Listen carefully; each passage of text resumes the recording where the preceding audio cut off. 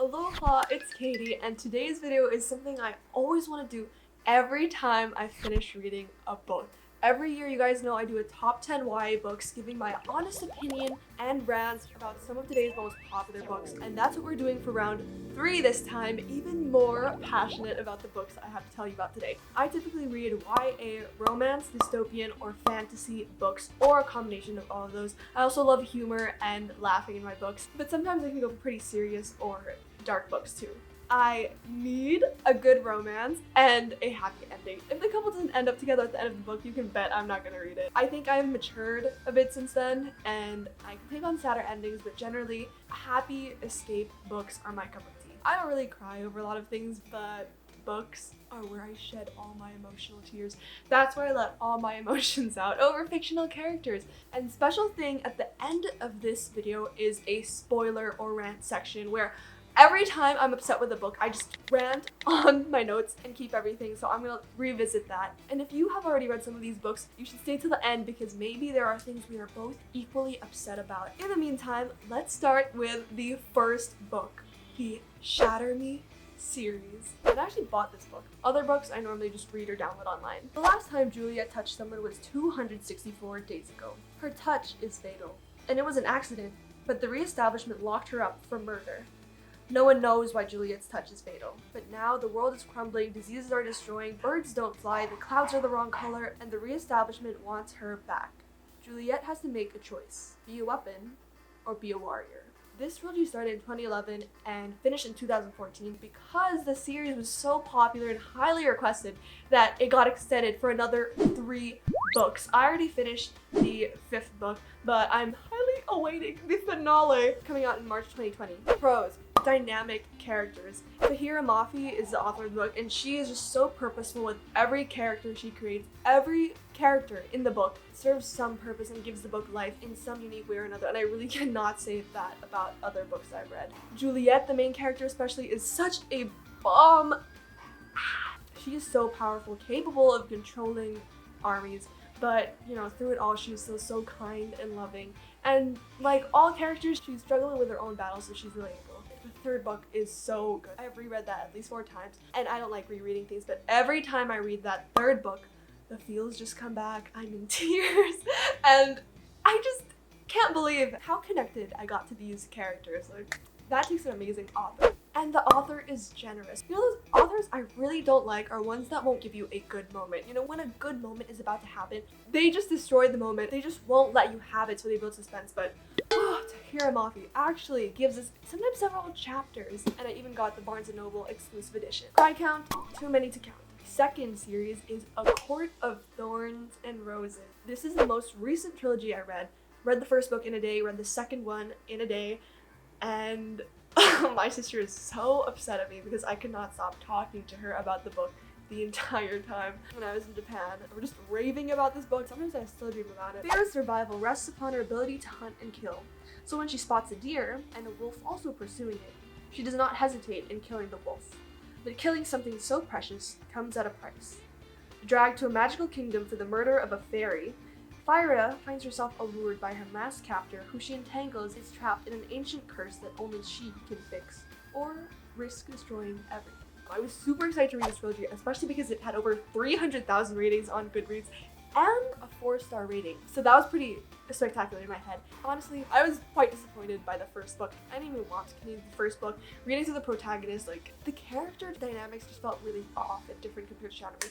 But I read some spoilers, and a lot of comments talked about how the sequel was so much better. So I gave the 2nd book a try, and it totally redeemed itself. In fact, for a hot second, or maybe I still do, I think it rivals the 3rd book, which is my favorite book in the Shatter Me series, and that says a lot. What I will give the series for the entire trilogy is that it was so imaginative. The author is such a vivid writer with such good descriptions that every reader, I feel, can get easily attuned to the dystopian world, no matter how complicated it is. And it literally plays out like a movie in front of my eyes because the details are that good. Same thing with Shatter Me. The love interest I can't spoil because there are twists, but They're so perfect for each other. If you like Shatter Me, you should consider reading the series because I think you will like it. There were such beautiful scenes and also poetic pieces in this series. While Shatter Me is more science fiction dystopian, it's just very fantasy and surreal. Surprisingly though, the tone for this book was more mature. It could be more heavy at times, and I think it's considered new adult, so not young adult. Cry count once in the third book. It was pretty relieving because I haven't cried over a book since I read the 5th book in the Shatter Me series.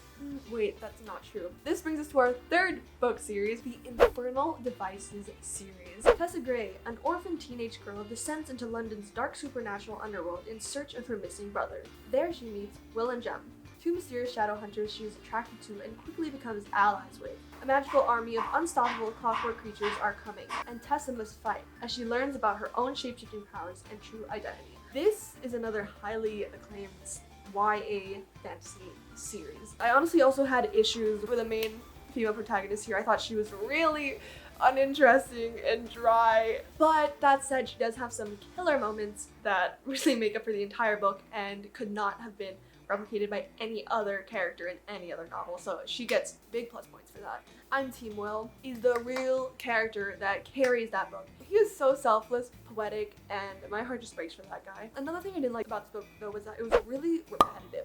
There were so many characters and different points of views that when an event happened, I had to relive it through many different lenses until the book actually progressed to the next event. The character's immortality hit me with a big theme of eternity, and this book helped me just get a better appreciation for every day that we are given, because unlike these immortal characters, our days on Earth are finite. It depends on, what you believe in afterlife, but for me it was really powerful, and I still really enjoyed this trilogy. I have a lot more good things to say about it in my rant section, but it involves a lot of spoilers. Pro tips: I know this book was good because I had major book withdrawals when I faced it, and so if you face the same thing after getting really invested in the book, this is what you do, especially for this series. Number 1, you look up bonus scenes on the author's website. This one in particular has a bonus scene called Under the Bridge after the epilogue in the 3rd book, and he was very generous. That's why I love the author. Third thing is to read fan fiction. So that's another reason I only read really popular series, is because I know if I get hooked on these characters, there is a fandom that I can get involved with and the story can live on. And in particular, this series, because Cassandra Clare is just iconic, might get its own TV series soon. I mean, Shadowhunters or Mortal Instruments is already a Netflix show, so this just restored a lot of hope in me because I was so down after I finished this book. Cry count was once in the epilogue, but I bawled my eyes out. It wasn't just tears. I struggled to get over it. Spoilers! Guys, I'm so happy that Aaron proposed to Ella. Like, this is a dream come true for every book. I don't know, when someone gets engaged or married in a book, it's kind of like, yes, we are free of everything. Like, these characters get to live a happy ending. Finally. I am just waiting already for the next series where Aaron and Ella are gonna have kids and we're gonna follow their children and their life, but then Aaron and Ella will still be a part of it, so I can't wait for that. It's kind of like the selection series if you've read it. I didn't really like the spin-off, but I loved how America and Maxon lived on in their children's book when they redid the selection. Since you have reached the spoiler section, I can freely talk about Warner. Okay, at the start, I was like, why are you destroying Adam? Like, Adam was beautiful, he was perfect. And then I saw that Warner was interested, or how I knew was I looked at the blurb of the 3rd book and Adam wasn't mentioned in it. And if you don't see the love interest mentioned in the blurb, you know that something is up. And that kind of gave me a bad feeling about it. But then I just kept going, I read the book, and I fell in love with Warner. I don't know how, because at first I was like, Warner is so, like, I really didn't like him. He just went from such a flat and cruel character to just such a deep and powerful character, especially because of his abilities to feel Juliet's emotions. Like, everything is just magnified because of that. And that's probably why I cried a lot. In particular, there's this line where Warner's like, I think, he paused, my heart is going to explode.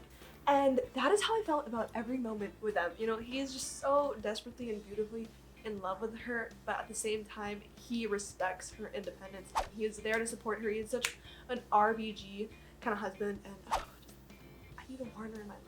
Kenji is hilarious. The line where Juliet confronts Adam and is like, All this proves is that You Know How to Turn Me Off was hilarious because his abilities are that he can disable powers. That was really funny. And if you read the 5th book already, it's still pretty new, but I totally did not see the Emmeline stuff coming. Like, I was genuinely mind effed when I realized she was the one controlling the whole city, and that was why everything looked so dreary, but really it was all an illusion. I was just like, oh my gosh, she can communicate, like, she can mind control, so that was a really pleasant surprise. And even though it started off really slow and it was all flashbacks, I was like, can we get to the present already? When they reunited and everything fell into place, it was good. And Juliet killed her mom. I was like, yes, she's gone for good. A Court of Thorns and Roses. Oh my gosh. The first half is okay because learning about the world was pretty interesting. The dynamics were okay, but like you could see where it was going, and Fire and Tamlin's relationship was growing, but there was always a missing spark. There's no chemistry between characters. And what really upset me about the latter half of the first book is it became some trial book. Okay, Tamlin's stuck in a curse, she realizes it, and no, it's not like she goes in and rescues. She doesn't have a plan, and that's why she's so frustrating, because she's so not intelligent. I mean, one person could argue and admire that, oh, she's so heroic and beautiful because she fights for love and she's just driven by love. That's why she goes without thinking irrationally, but at the same time, you have absolutely no plan. You went in there, you were gonna get slaughtered by Amarantha. I don't know what you were thinking, and honestly, you deserve it. Okay, that was kind of harsh. But my issue is that it was dragged out way too long. It became an adventure book, but for me, it was like, you split apart the love interest for so long. That was when, you know, as a reader, I really need that good romance coming, and it just took a 180-degree turn that I wasn't expecting. It was a page turner, but not in the way that it was so good. I was more like, I really just wanted to get past this, and I felt that a lot of the information wasn't conveyed creatively at all. You know, when Fyra goes back to her maid and discovers that everyone's disappeared because they're all under the mountain, the maid just tells her about the entire curse, and you are forced to read 4 pages of just Mina explaining everything just directly. And you know, it's not like some books where it's integrated and you kind of have to pick at pieces until at the end you see the whole picture. No, this was literally spoon-fed to you. But Ryson, though, he's perfection. Let me say that I called it. Like, when he stuttered at the end of the last book, I knew that it was because their mating bond had snapped in place. I knew that he realized in that moment that she was his mate. I was just waiting for it when it happened. Like, oh, the middle half of the second book was so good because Ryson just took a complete turn. It's kind of like with Warner. He suddenly became so deep and such a caring person, and just a beautiful partner for the protagonist. I seriously have mad respect for him because he lets Fyra make her own decisions. He doesn't question her. He just lets her and still loves her and respects her and treats her like an equal. So Warner and Ryson, some of my favorite male protagonists. Honestly, I find that I'm more drawn a lot of the times by the male interest. Like, they are always the ones who carry the book. So upset that they killed off Will. You know, there wasn't much, like, maybe we got 2 chapters when they were finally just genuinely happy for each other, but no. After Will announces that they're getting married, we get an epilogue and he is quickly dead. Like, oh, they do beautiful things, but I'm just like, he's just gone, you know? For me, that was really hard to deal with because when I finish a book, it's nice to know that these characters get married and they're still alive as I read other books, but no, like, this is the end of their story. It's Tessa and Jem now. And the thing is, they didn't really kill him off. Like, I didn't cry because he died horribly. He had a good life with Tessa and it was just so beautiful, you know? It really hit me in the feels, but at the same time, I was really upset because I kind of knew since the start of this book that Tessa and Will would only get together in the last book. I think people recommended this book. You will be satisfied with the ending because, I mean, she ends up happy. She gets both boys. You know that quote that always say in that book? Some people are lucky if they find one person, but you found 2. So I wrote this after I discovered the 5 bonus Jem and Tessa scenes hundreds of years later and the possibility of a TID TV series coming to film. The power of fiction and imagination. AKA my post-book withdrawals. Imagine the power of being able to create fiction so powerful that real humans bond with it. It feels as if I was in that dystopian world and a binding spell was cast between me, a real reader, and the novel, a fictional piece created by Cassandra. I was feeling so shallow and heartbroken after finishing the book and wondering, what next? Is that all? To give us these 1,000-page adventures bursting with connections and emotions and hopes for the characters' futures, and to have that all evaporate as we are hit with the reality that this does not exist, but perhaps it does exist. In our minds. Isn't that what all this was? Our mind? So maybe just as swiftly as it ended, it can be started again. When the novel ends, the future becomes the reader's, subject to their own unique interpretation. Who's not to say I can't complete the story from then onwards, if nothing has been created for it? It is an open book. I can dream about what Will and Tessa had after, or still have. Perhaps I can make Will immortal and give them the happily ever after I wish they had. It is not so difficult to construct this in my head, just as Cassandra has constructed the tale in ours. So, will I make this novel mine, or will I make my own? I also wrote something because I had just taken a discrete mathematics class. Perhaps it won't be official or what actually happens, but that is all a matter of interpretation and imagination by the reader, because in reality, nothing actually happens, and by that, it is all a vacuous truth. That was so long, but I could go off about books for so long. If you enjoyed this video, give it a thumbs up, comment please any recommendations for me, share this with your friends, fellow book lovers who are fans of the books, or maybe in the rant section shared something I did, or comment your opinion too. Maybe mine is early and popular, but it would be really great to see who else out there loves to read these kinds of books. I don't really have a lot of friends who also read these kinds of books, and I'm really looking for a community, so if you're part of any fandom, if you into booktube, please comment, hit me up. I'd really appreciate having someone to fangirl over. And let me know if you want to see more videos like this. Before you go, let's please keep in touch. I'm only a DM away on Instagram and Twitter at AlohaKatieX, so please add me on there. Also subscribe to my channel and join our alOHANA. I post